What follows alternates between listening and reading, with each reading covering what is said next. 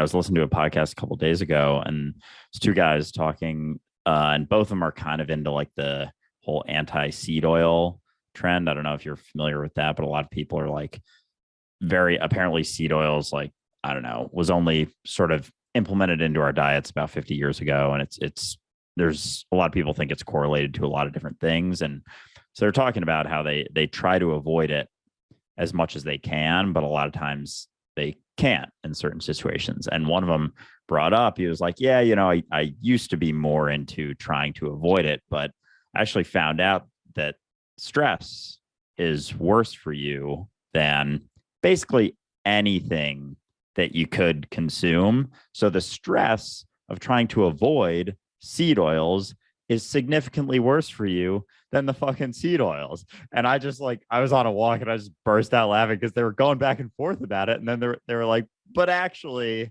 stress is way worse. So, like, anyone who, and it comes back to faith in yourself or anything. It's like, if you're out to eat and you're like, ooh, I'm supposed to be eating this and not eating this, it's like that stress is worse for you right there. Like, that's worse for you than anything you could consume. Like, you freaking out about having a couple bites of cake is going to be way worse for you than eating like three more bites of cake and not freaking out.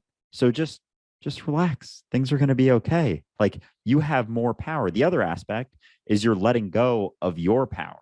Like, when people, I've brought this up on past ones when it comes to, an example, and this isn't by any means like the majority of vegans, but like I've heard a couple examples of people who avoid eating meat because the animal is in a state of fear when it's killed and they don't want to consume the fear. And it's like, all right, well, you're forgetting about the power within you. Like, you don't think you're powerful enough to overcome the fear of the animal that you're consuming. Like, that seems like you're super limited and you have a very limited idea of yourself.